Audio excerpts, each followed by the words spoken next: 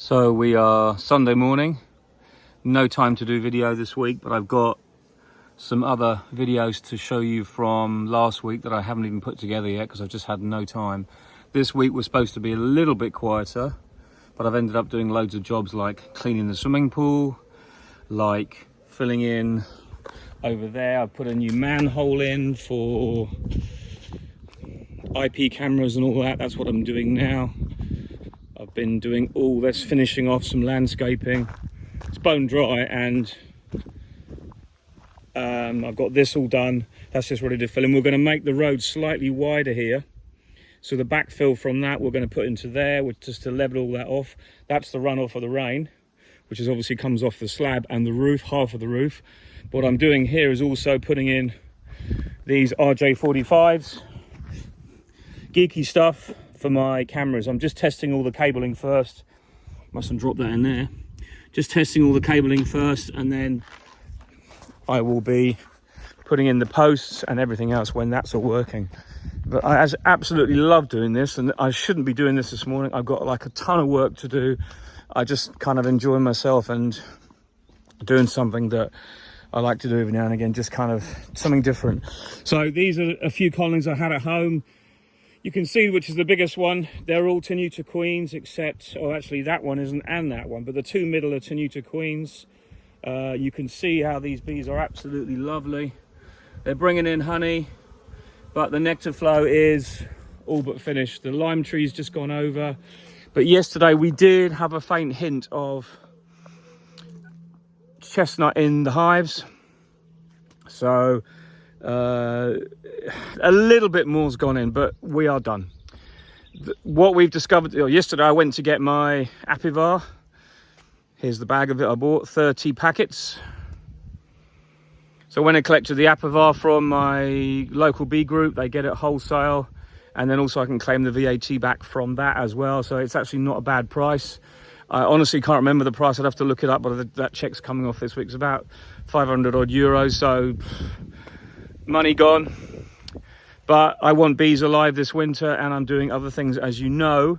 But so I went and collected that, and all the other beekeepers who were there were having a quick chat, and what they were saying basically was that there's been hardly any groundwater. So the nectar we had at the start was not bad. The flowers did well. Then we had a week of crappy weather. Well, it was kind of very mixed, and it wasn't really like decent flow during that week because it never really was that warm, but it wasn't cold. It was just not enough with the dry ground water levels. And the last week we've had a little bit of high temperature, so that last little bit was available to the bees, but the flowers are basically finished now. You can see this chestnut here that I showed you last week. It's just brown tassels now on the ground, but that's what they are, little brown tassels. They're finished now, and now the trees are going to start making their chestnuts, which will be ready, believe it or not, in like 8 weeks. It's absolutely amazing. But that means also when you see these on the ground, it's time to start splitting your colonies. I've got queens coming Tuesday, that's the day after tomorrow, and then we're on to splits. But anyway, here's a few things I was doing this week. Hope you like the video. Bye for now. So just fixing more jobs. A couple of things to tell you about, just points of interest. This was on top of one of my strong colonies in the spring that I didn't get to in time. So what they do is they come up through the feeder, through the little holes there, believe it or not, those 4 holes, and then they build in here, and this was all full of drone. But what I did was I left it on top, I put the super in, they took the honey down, I believe, and then all the drones hatched out, and I had to put the drones underneath as well, so they managed to get out and be useful.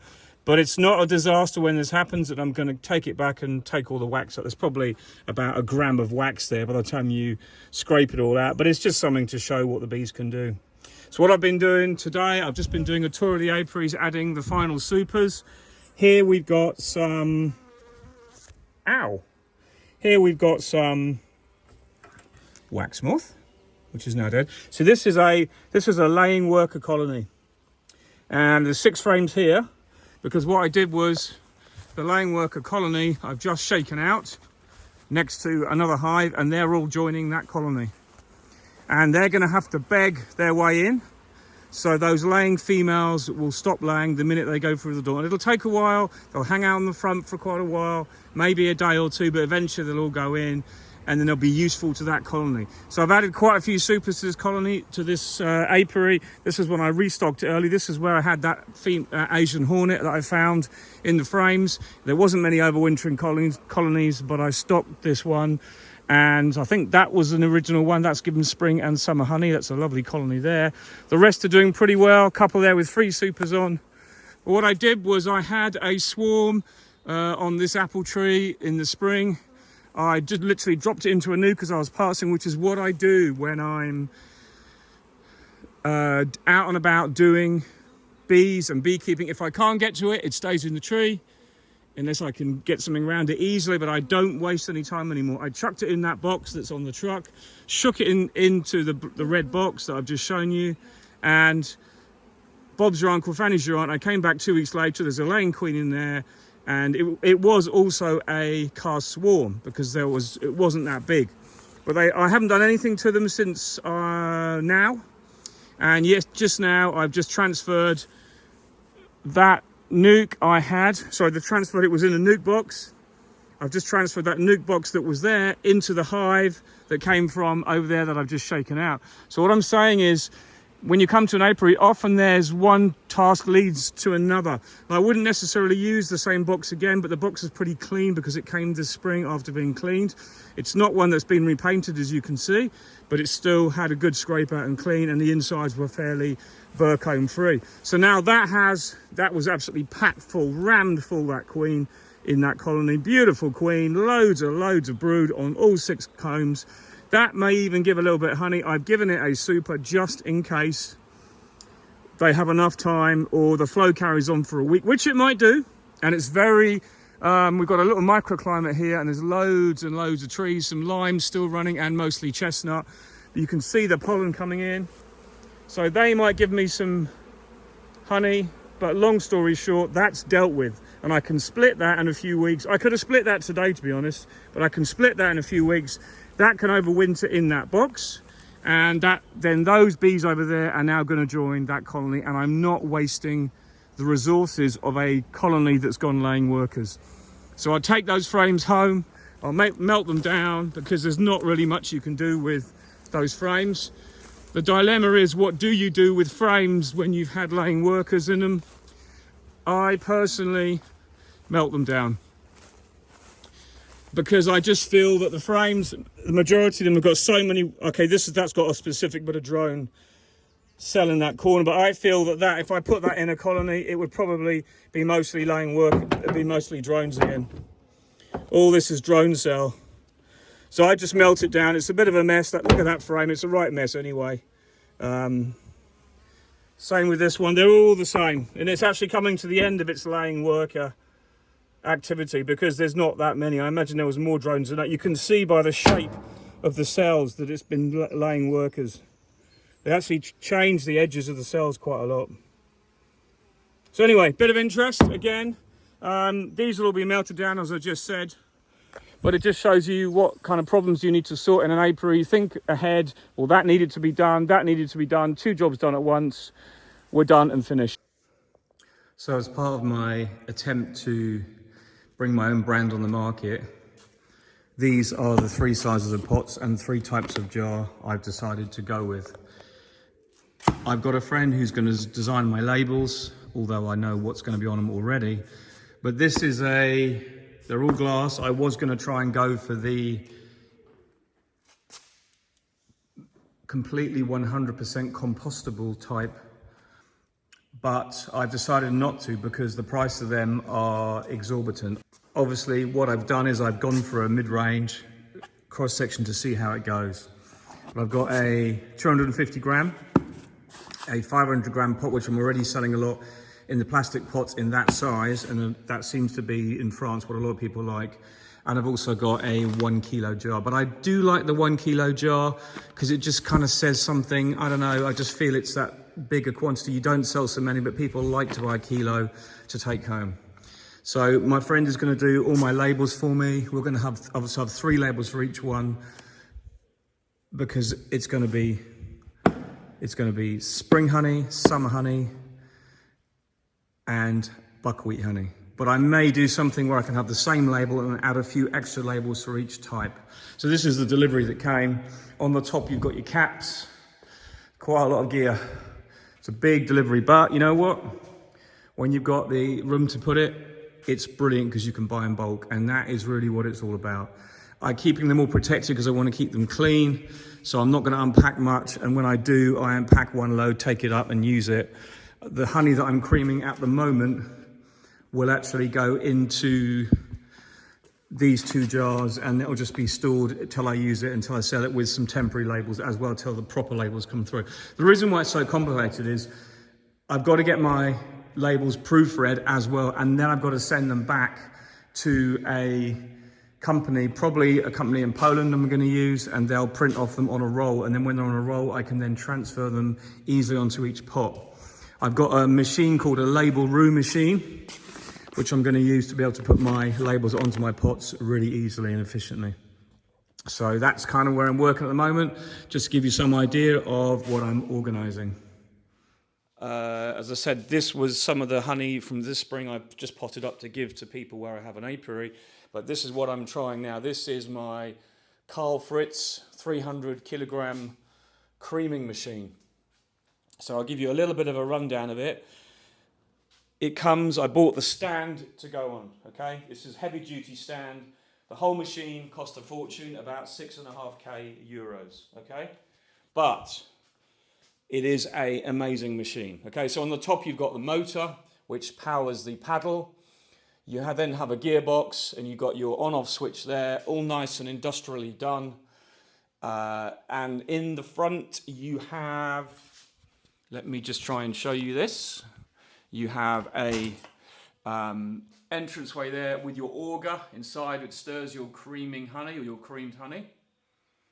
Okay, and you will see also that the thickness of this jacket, this is a warming jacket. So the whole of this cylinder is a double line jacket that is heated. So there's the heater. It's a 3000 watt heater. So this is the monophase version. This is the single version that it's still a 3000 watt heater, so it kicks some heat out, but it means you can warm your creamed honey when it's ready to get out the machine. That's the problem with creamed honey. If you don't have the possibility of warming it, it can be tricky getting it out the device you have to cream it. Okay, so this will take approximately 300 kilos, but it'd probably be like 280 actual pots, or that kind of thing. It's always a little bit less because the weight is more. But generally, long story short, I bought this because we have a lot of spring honey all the time, and we have way more in the spring than we do the summer, and it means I can diversify and give my clients something else and a better product from the same honey. So I'm not trying to make it any better than it is. I'm just offering another option, offering a really nice product, beautiful, smooth, creamed honey that never goes rock solid, which unfortunately most of the time rapeseed does. So it's great. So what will happen is this all comes with a nice DIN fitting that fits on there, 40 mil, and then I can then pump that directly into my bottling machine. I need 2 hands to start that off. But anyway, long story short, that's what I'll be doing. So, and I'm not going to turn that tap open because I'll have honey pouring all over the floor. But this is the first time I've tried this, and it could have been doing with a little bit cooler.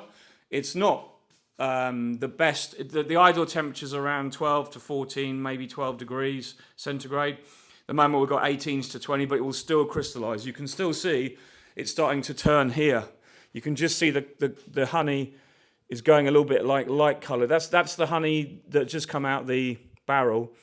That's what it looks like, and that's when it's starting to crystallize, and it will go completely white. But I know then that honey that is away from this lot is going to be the same inside there, and it's starting to crystallize. So what happens, this machine at the moment is a creamer that uses the stirring method. Now I could put in the top some seed. I could seed this honey with some crystals that are already made that I had stored before. I could just buy some honey from somewhere and add it to this as the seed, and it would then grow the crystals of the right size into this. But there's two methods, and the method I'm using is the stirring method, and that means that we continually stir and break down the forming crystals so they become smooth, and you have to stir it 2 to 3 times a day,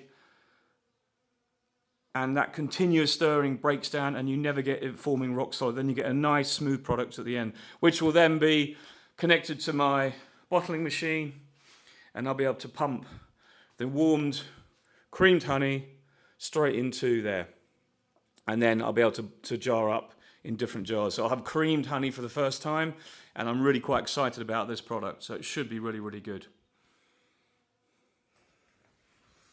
So I've just been filtering this spring honey because I want to make sure it's absolutely spotless before I put it into the creamer. I'm having to bucket it out of my barrel because I haven't got a pump that specifically does this lift, which I'm going to look at changing. But it's just to try and use this creamer for the first time. And the most difficult thing for me is I've got to get the bucket into the top of the creamer.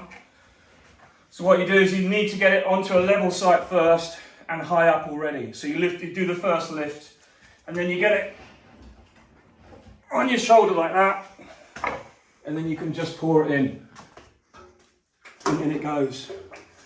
The other problem I've got is I haven't got a bucket rest that will support this while the majority drips into here. But if you look inside there, you can actually see I've already got about 100 kilos in there already. So there's enough, really. I think there's a minimum of about 80 to 100 kilos per batch. Obviously the maximum is 300 kilos this takes. But I've tested out the heater, which is just there, and you can feel this jacket is actually warmer, so I'm really pleased. It's the 3,000 watt heater for this Carl Fritz machine. What I'll just wait till that's done and just give it a good twist, and then that's come away pretty clean. I do keep a cloth ready all the time to wipe up any spillages, and then I'm on to the next load into the bucket. But I am filtering this honey, as I say, because I can't afford to have any bits at all in there whatsoever. But overall, so far so good. I'm going to get a better system for loading this so that I don't spill it. When I'm installed in the main workshop, I'll have this as it is, but I'll either have the honey pumped directly in after it's been filtered, or I'll be able to raise it up on a pallet, on a forklift, to get it in here. It is kind of, this is like a really well-made machine and really well thought out. You can see it's got a double jacket, as I said. There's distilled water in this up to here, and it's got a little bit of an expansion room. There's actually water up to there because it's expanded slightly higher now. But long story short, there's no other way of making a machine. The inside of this is sloped. There's no other way of making a machine that does the same as this job. And in a moment I'll connect it up and you'll see it will begin to stir. But it's got a big paddle in the middle. It means that it stirs it well, everything gets creamed properly, but also everything comes out of the machine so you don't waste anything. This is how I filled it up the other day without that pump. But obviously I used a bucket and a device I use, which is here. This is something I learned about in my old workshop. I built one myself. It's a tray, okay, that sits in the barrel. So you see these two hooks. It sits on the wall of the barrel. And then when you bucket your honey out, one bucket at a time, you rest the bucket against there and you can tilt it. And as you pour the honey over the top, you get very little spillage, 1 or 2 drops. The rest drips down onto here, then drips down into the barrel. Now this is one of those DIY kits. This is actually made of a fiberglass resin board, like a resin board. But I've got wood on it, which is nicely plain, and stainless steel fitting so it never rusts, all things like that. But it's just a little piece of kit I use occasionally to bucket honey out of a barrel into another container, and it works really well. But it does struggle when the honey is really thick. If you've got kind of honey that's around 17% and it flows well when it's warm, there's not a problem. You get hardly any drops. When you've got really thick, sticky honey that we had last year from a really hot, dry summer with really low percentage of humidity, in other words, I think about 14, 15% we had, it struggles because it does drip a bit. But that's what I use.